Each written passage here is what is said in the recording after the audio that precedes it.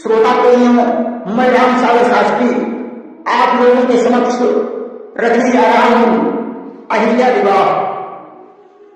देखिए, एक बार ब्रह्मा जी ने अपने मन के द्वारा अत्यंत रूपवती कन्या अहिल्या को उत्पन्न किया, जिसे सदैव तरुण रहने का वरदान था।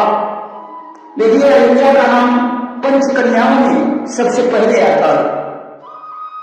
अहिल्या द्रौपदी तारा कुंती मंदोदरी तथा पंच कन्या स्मरे नित्यम महापातक नाशनम।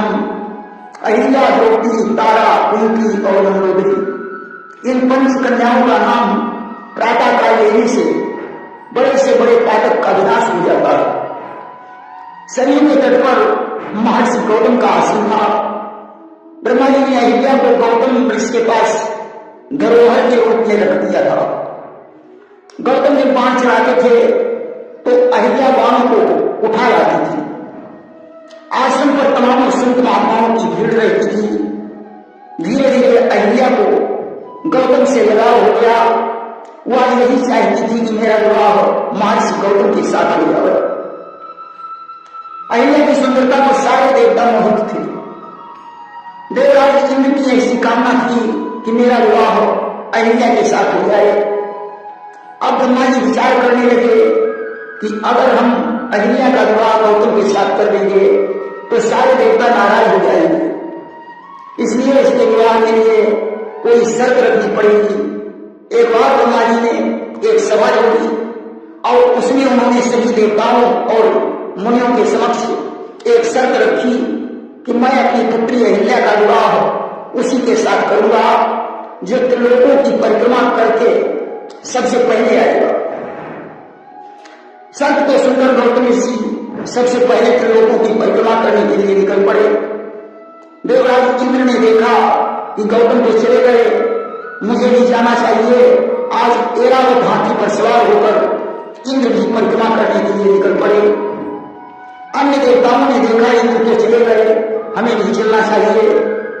और निज निज वाहन भय सवारा कीन गवन नहीं लाए उबारा। कोई तो पहले आकाश को गया तो कोई पहले पाताल को गया, कोई पहले मृतलोक की परिक्रमा करने गया।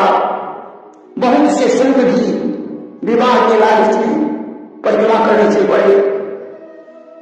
गौतम जी भगवान शालिग्राम के परम भक्त थे। उन्होंने शालिग्राम को अपनी झोली में रख दिया और परिक्रमा करने के लिए चल पड़े। चलते चलते बेचारे थक गए। शाम का समय हो गया, संध्या वंदन की बेला थी। गौतम ने एक पवित्र नदी में स्नान किया और भगवान शालिग्राम की पूजा करने लगे। शालिग्राम ने प्रसन्न होकर कहा, गौतम तू त्रिलोकों की परिक्रमा करना छोड़ दे, मेरी परिक्रमा करने से त्रिलोकों की परिक्रमा पूरी हो जाएगी, क्योंकि तीनों लोग मुझी में व्याप्त हैं। गौतम ने भगवान शालिग्राम की परिक्रमा कर ली और वापस लौट आए। ब्रह्मा जी से बोले, विधाता मैंने तीनों लोगों की परिक्रमा पूरी कर ली है, इसलिए अहिल्या का विवाह मेरे साथ होना चाहिए। ब्रह्मा ने कहा, अभी कोई देवता वापस लौट कर नहीं आया, तुम्हारी परिक्रमा कैसे पूरी हो गई? गौतम ने कहा, विधाता मैंने भगवान शालिग्राम की परिक्रमा की है, तीनों लोग उन्हीं में व्याप्त हैं। अब तो गौतम के शब्द सुनकर ब्रह्मा जी बड़े प्रसन्न हुए। उन्होंने अहिल्या के विवाह की तैयारी कर दी। गौतम दूल्हा बनी, अहिल्या दुल्हन बनी और विधिवत विवाह हो नया सुरी सहित अनुरागा। ब्रह्मा जी ने सारे कन्यादान किया बड़े प्रेम के साथ। गौतम और अहिल्या का विवाह हो गया। तब तक इंद्र वापस लौट कर आए। गौतम का विवाह देखकर उनके हृदय में जलन उत्पन्न हो गई। यहीं पर इंद्र ने अपने मन में एक प्रतिज्ञा की कि हे गौतम, अगर मैं बल से इसका पति नहीं बन पाया तो छल से इसका पति अवश्य बनूंगा। कि धरी सर्वेश भवन माई हम और यही का आपन नारी बनई हम। इस प्रतिज्ञा को इंद्र बड़ी प्रकार याद रखे हुए थे। एक दिन की बात है, आधी रात के समय उन्हें मुर्गे की आवाज सुनाई पड़ी। गौतम ने संध्या सवेरा हो गया है। हाथ में कमंडल उठाया और गंगा नहाने के लिए चल पड़े।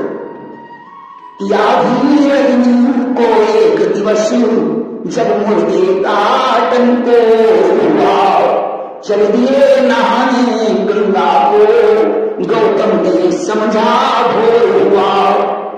और उधर इंद्र ने गौतम का वेश बनाकर अहिल्या के साथ छल किया।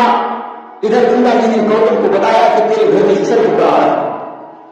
गौतम जी वापस लौटकर घर पहुंचे और उन्होंने इंद्र को देखकर साथ दे दिया कि तैयार हमरे अवोई सहे से भग सब तन तुम्हारे। तुम एक भग के लिए हमारे घर में आए हो, तुम्हारे शरीर में 1000 भग होता है। इंद्र ने गौतम के चरणों में गिरकर क्षमा मांगी।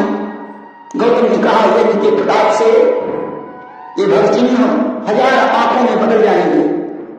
इंद्र के चले जाने के बाद उन्होंने अहिल्या को साथ दे दिया कि पाहन हो गए भय तोरा और पाहन हो सापया मोरा। तुम्हारा हृदय पत्थर के समान है, इसलिए तुम पत्थर की शिला बन जाओ। अब तुम्हारा उद्धार भगवान राम के द्वारा होगा। देखिए गौतम ऋषि परम तपस्वी थे।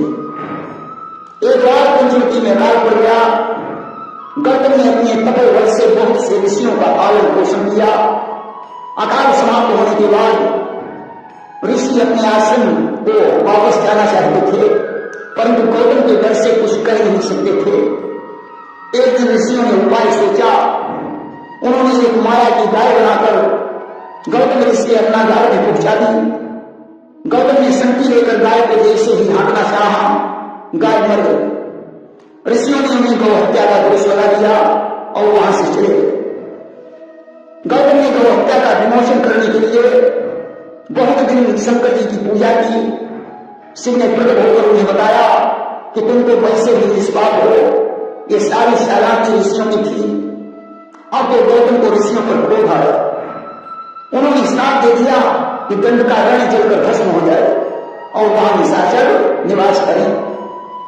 जब भगवान राम दंड का रण में आएंगे तो ये फिर से हरा भरा हो जाएगा।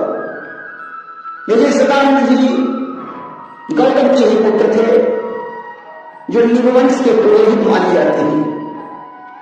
प्रेम से वृंदावन बिहारी लाल